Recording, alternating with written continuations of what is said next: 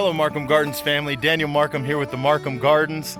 Guys, today I'm coming to you because today we are planting our watermelons. And we've done this for the last couple years and we get great crops of watermelon here at the Markham Gardens. In fact, last year we ended up having a pre-sale list, sold all the watermelons that we had, and ended up having several other people that were like, hey, can I get a watermelon? And we had already sold out. So we're gonna grow watermelons again this year. However, this year I'm doing something a little bit different. So the first year I grew watermelons, and what I ended up doing was I picked a couple varieties. I think one was like a North Carolina something. It was huge. And then I did Crimson Sweets and Sugar Baby watermelons. And so we had really good success with those. And then the second year, I ended up collecting seeds from the watermelons that we had grown that first year. And I ended up planting those and they turned out okay. But what I was trying to do is get a hybrid between those three watermelons that I had, and we did get some decent watermelon. I would say that they were definitely decently sweet and definitely had pretty good flavor. However, I don't think I'll be doing that hybrid thing again because I want to be able to have a specific variety that when people ask, what kind of watermelon do you have? I don't want to tell them it's a hybrid cross of a whole bunch of ones we did last year. So anyway, this year we're going to do something completely different. So I have a great uncle who had a farm in New Mexico, and he was known for growing watermelons. And I remember one year going out to his farm and took a little walk with him through his fields and around the backside of his pastures.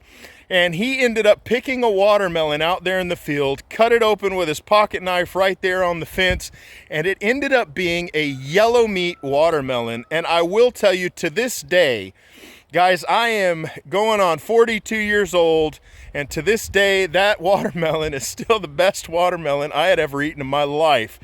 And it was yellow meat, but it had a buttery, creamy flavor to it, incredibly sweet, and I've just never forgotten it. Well, I tried to reach out and tried to figure out what exactly type of watermelon that was, and I'm having a lot of difficulty, even among his closest family members, on figuring out what exactly that breed of that yellow meat was. So this year I went out and I bought every genetic of every yellow meat I can find, and I am on a mission to try to figure out what exactly that watermelon is that he was growing. And I want to start growing them here because I think they'll be a hit. So today I'm preparing the patches. Guys, we're going to do 3 different patches on the property, 3 varieties. I'm going to try those out, see if they work. I have got genetics for a whole bunch more of them, but we're just going to start with 3 this year because these vines end up covering the entire property. So let me show you guys what I'm doing here. I am preparing the patches for the watermelon. Now, this is not the method that I'm saying everybody should use, guys, but this is the method that we use. This is the method that's been successful for us. And so I'm going to show this to you real quick. Let me turn us around. So you guys know that I mulch, and you can see here I've already cleared a section, and this is what we're dealing with, guys. This beautiful, beautiful mulch holds a lot of moisture in it, falls apart, so it's got good drainage. You guys can see that. So what I do is I clear a section in here. Now, about 4 to 5 inches underneath all of this beautiful soil that you see here is sand, guys. We have got sugar sand on the property, and anybody that knows anything about watermelon does well in sand, sandy loam, that type of thing. So the roots go down, they hit that sandy loam, and they take off. So we've had no issues growing watermelon out here. But I go ahead and I clear a space like this. Now, after I've cleared this space and I go ahead and remove all of our weeds, I go ahead and move them to the outside.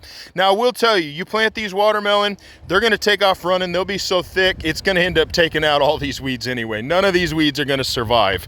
At least last year and the previous year, none of the weeds nearby received any sun because the watermelon was so thick growing through here. But what I do is I clear out a space like this, and then I will plant 5 to 6 different spots in this area. And then what happens is, as soon as they start growing, I start laying out the vines in opposite directions on this circle. So let me show you one that I've already done. So there's one here I've already laid out. I've already cleaned this area out. I've gone ahead and grabbed our logs, and I lay logs all the way around this area. That way, if we're just walking through here and stuff, before they start sprouting up, we don't accidentally walk on them or something like that. But I go ahead and I lay logs all the way around this area, and then we'll go ahead and plant into the center of these areas. So over here you can see we've got another set of logs that we've set up here around this circle. I've gone ahead and dug out this area. Now the previous year we actually planted over here, and I will tell you, I don't recommend that you plant watermelon in the same exact spot every single year, because there are nutrients that are being pulled from that soil for that watermelon that the watermelon really loves. And so this particular area here, I'm going to let that go at least 1 or 2 years before I ever plant watermelon back in that spot again. So we went ahead and moved it over here. And I've gone ahead and I'm gonna plant some watermelon right here in this area. Now, before I do that, I'm gonna churn up all this soil that's in here. Then when it's nice and soft, down about 6 inches, then I'm gonna go ahead and plant my seeds in here. Then I'm gonna go ahead and take some fresh mulch out of that pile over there, and I'm gonna put a thin layer of 1 to 2 inches of mulch right over the top of this area that I've planted these seeds in. Don't worry guys, the seeds will come up in it. As long as it's not any thicker than 1 or 2 inches of mulch, you should be fine. That's what we're gonna do. That's what we do every single year, and that's what we're gonna do again this year, because we know that it works. So what I'm gonna do real quick is, now that we've gone ahead and I've prepped this circle in here, I'm gonna go ahead and get some logs, and we're gonna surround this one as well. So many of you remember the video of the old dead oak tree that was standing right here. We had it chopped down. A bunch of that lumber, those logs and everything is still sitting out here. It was super rotted, had fungus all the way through the thing. I'm definitely not gonna be burning that in the fireplace with all that mushroom and everything through there. But we've got some pretty good logs sitting right over here from it, and we'll go ahead and use these to surround that hole.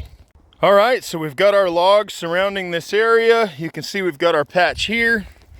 We've got a patch right over there, and we've got a patch right over there, and it will fill this entire area, guys. Last year covered from that area over there. The vines came all the way over here to this area. Those ones there that we planted actually was in a patch right over here.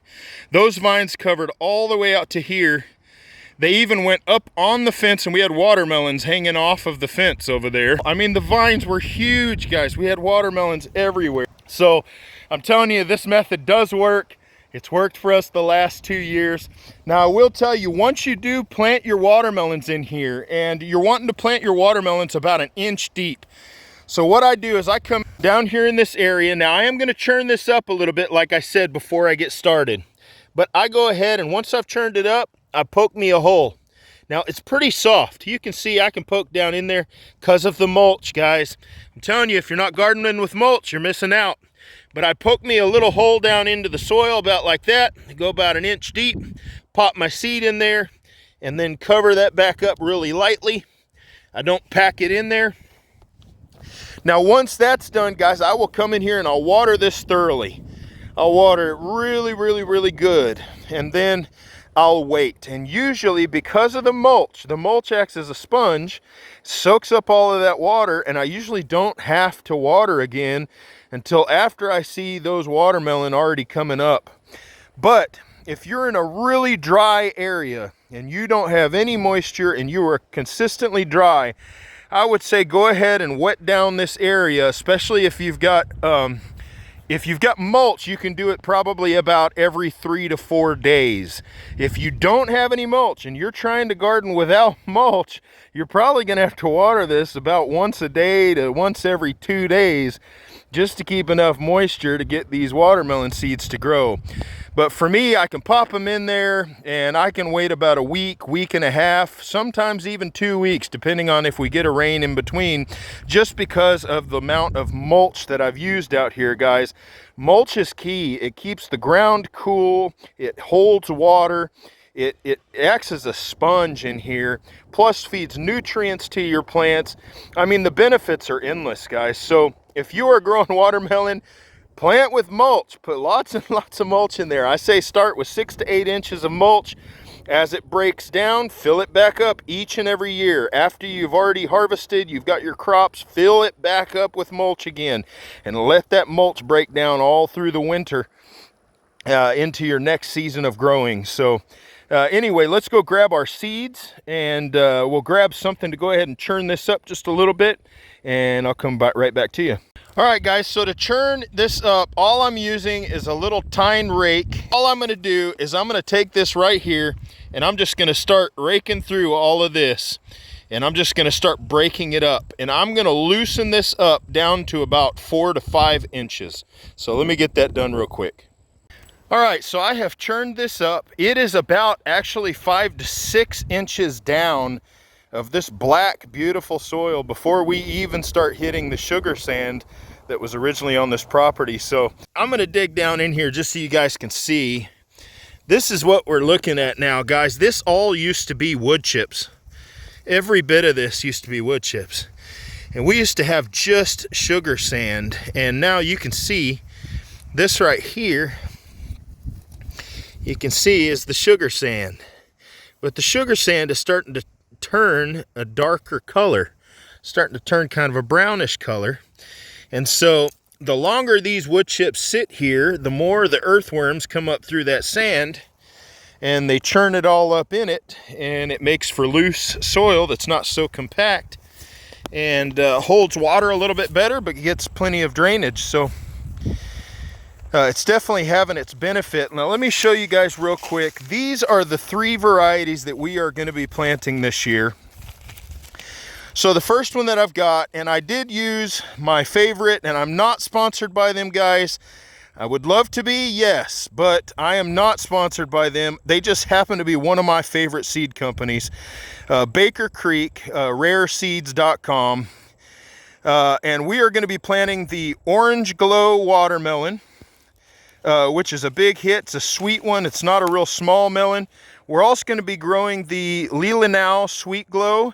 Now this Leelanau Sweet Glow is actually a cross between the Orange Glow and a Crimson Sweet. And that's how they came up with this Leelanau Sweet Glow, which you can see it's got a darker orange to it. So you can see it was a yellow crossed with a red.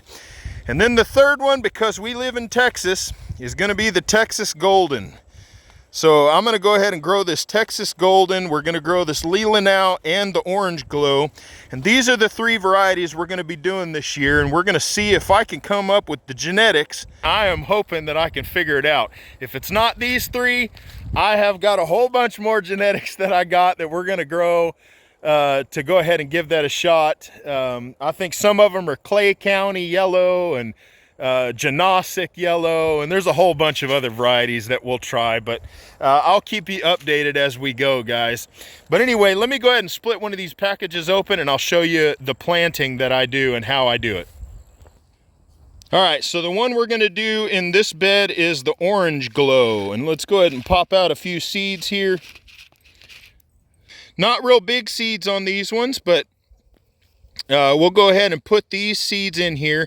So we've got 6 seeds. I'm going to go ahead and put them around in this area, and we're going to go ahead and space them out evenly. So what I do, guys, is I will take my finger and I will about as deep as that first line. So that first knuckle, that's how deep I go with them. So I'll pop into the soil like that, take a seed and drop it in that hole. And then I'm going to go ahead and do that several places around here. So we're going to do it evenly. I'm going to go ahead and do another one right here. We'll pop another seed into that hole. We'll do another one over here. Real simple, guys. Just poking my finger into the ground. Now all I'm doing, guys, is this right here. You can see the seed. All I'm doing is this right here to cover it. That's it. I am not pressing down on it. I'm not packing it. All I'm doing is shoving just a little bit of dirt back into that hole. And that is how I plant them. And I'm telling you, I've had success every single year. I plant this exact same way, and just about every one of these seeds comes up. Unless some stupid beetle gets down in there and ends up eating one of the seeds, we get pretty good success on them. So, and the cool part about Baker Creek is I only put 6 seeds down in here, and this package I think has 25 seeds. So I will have seeds for a while as long as I store them correctly so that they don't get ruined. These seeds will last for quite a while. So some of you may be asking, okay, so you got 25 seeds, you planted 6 seeds, and you say they last a long time. How long is a long time? Well, watermelon seeds will remain pretty viable for about 4, 5, sometimes even 6 years. So we've got plenty of seasons to plant 6 more seeds. Considering that I've got 25 seeds, I should be able to plant, 5 to 6 seeds every year for the next 3, 4, maybe 5 years, depending on how many I plant. So, but yeah, lifespan's about 4 to 5 years usually. I have planted 6-year-old seeds and had them come up. So it just depends on you. As long as you're storing them correctly, keep them dry, keep them out of sunlight, don't keep them in a real moist area, and you should be good to go for 4 to 5, almost 6 years with your watermelon seeds. All right, so the next one we're going to plant is this Leelanau Sweet Glow, and it looks like these seeds are quite a bit smaller. Yes, so these seeds are quite a bit smaller. In fact, they are about probably a third of the size of the previous seeds, those orange glows. So, which makes sense. They're crossed with a Crimson Sweet. So that would make sense that Crimson Sweet would knock the size of the seeds down. But because of that, I'm going to go ahead and put 2 of these seeds in every hole. So again, guys, we're going to get out our trusty planting tool right here. And we're going to go ahead and pop a few holes in the ground. Texas Golden. I'll go ahead and plant that one in the third one, then I'll come back to you and show you what I do with the mulch. Well, I was going to go ahead and just plant these things, and then I realized if I was the one watching the video, you done showed me the other 2 seeds of them, and I kind of would want to see the Texas Golden seeds. So here we go, guys. Let me show them to you. All right, so here's the Texas Golden seeds, and you can see these are a little bit smaller than the Orange Glow, but definitely bigger than the, probably about twice the size of those Leelanau. All right, guys, so the next thing you're going to want to do is you're going to want to water those seeds in. And we're not going to do real heavy water. We're just going to go ahead and spray it on there. But I'm going to go ahead and spray each of these beds for about probably a good 15 minutes each. And I want to make sure that they soak on down. Now, many of you don't, I know many of you probably have not seen this. But if you've ever sprayed water on soil, I see people go out and start watering their beds, and they will water for maybe 2-3 minutes. I mean, they're spraying water on the bed. It'll go for 2 to 3 minutes, and they walk inside like they're done. But what they don't realize is that most of the time when you water for 2 to 3 minutes, sometimes that soil is fairly hydrophobic, meaning it repels water. And so they'll water for 2 to 3 minutes without knowing that that water has only penetrated maybe a centimeter into the soil, and that's as deep as it's gone. So it's a good practice to go out, start watering your beds. Go ahead and spray that water. If you want to stand there and you want to spray it, go ahead and do that. But make sure that after you spray your bed, that you go walk up to your bed, dig with your hand into that soil, and find out how far that water penetrated. I think you'll be surprised, because I have gone out to water that's hydrophobic, that hasn't been watered in a while.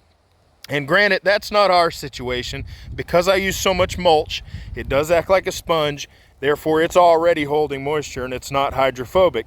But if you're doing this and you are not using a lot of mulch and you haven't watered that in some time, what you're going to find out is you're going to spray it. I have watered it up to 5 minutes, gone over there, stuck my hand in the soil, pulled the soil back, and found out that that water had penetrated less than an inch down into that soil.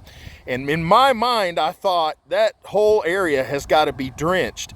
So next time you do it, I challenge you, go stick your finger, stick your hand down in that soil after you have sprayed the soil as long as you think is necessary, and see how far down that water's actually penetrated when you spray that soil. Now, I'm gonna spray this area even though I am already hydrated. I mean, this soil is already moist. I've already got plenty of moisture in there. I've got a lot of compost and stuff. I am still gonna stand here for 15 minutes on each one of these and make sure that they are fully saturated. Now, that doesn't mean I'm gonna be having water standing here.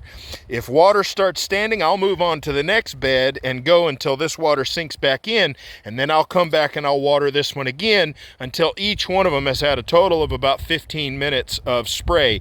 But I do challenge you, make sure you test that soil after you spray to make sure that you're getting good penetration. Otherwise, that moisture may never even hit those seeds that you planted, and you will not get good germination. So anyway, let's get to watering these things.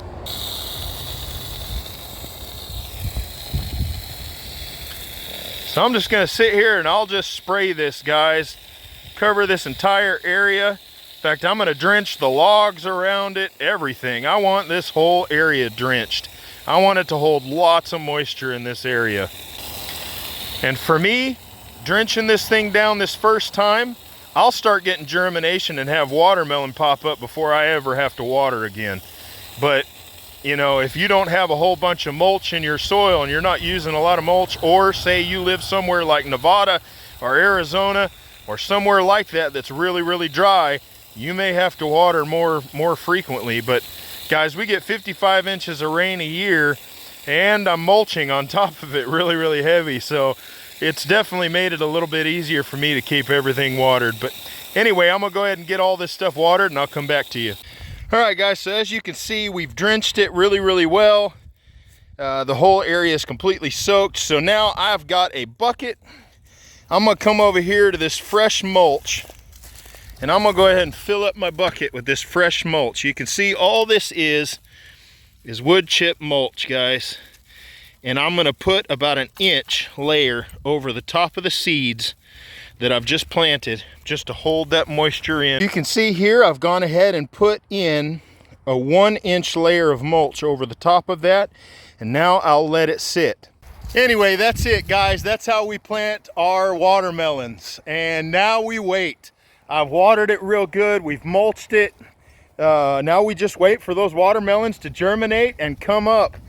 And usually it takes about, I think last year when we planted them, it took about 4 to 5 days before they came up. Now, this depends a lot on your temperature. If you guys are, you know, starting to turn fairly warm, which us during the day, we're pushing low 80s right now, which means it's heating that soil up to at least 60, 65 degrees.